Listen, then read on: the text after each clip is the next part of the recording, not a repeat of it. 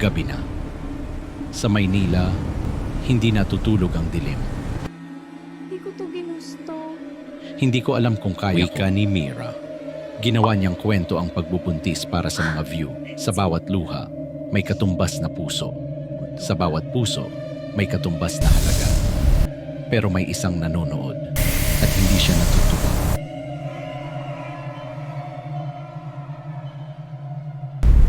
Hindi lahat ng gutom nasa tiyan. Nasa gulugod.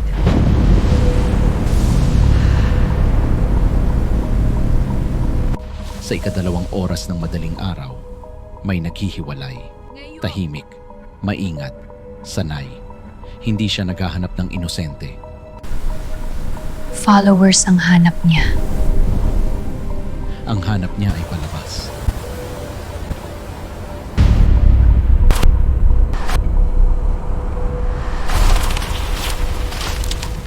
May mga bagay na hindi nakikita sa kamera. May mga nilalang na hindi kumakatok. Tumingon ka. Pumapasok lang. May nasa likod mo. At kapag pumasok na, hindi na umaalis. Tapos na ang live, pero hindi pa tapos ang gabi. Kinaumagahan, humihinga pa siya. Buhay. Engage. Pero may kulang.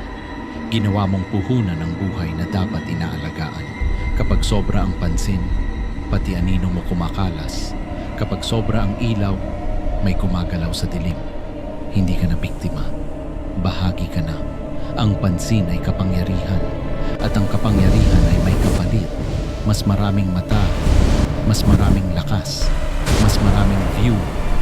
Mas maraming gutom. Hindi na siya nag-iisa. Suko na ako. Tanggap ko na. Sa bawat screen na umiilaw, may isang matang nagbabantay. Sa bawat pusong pinipindot, may isang aninong kumikilos.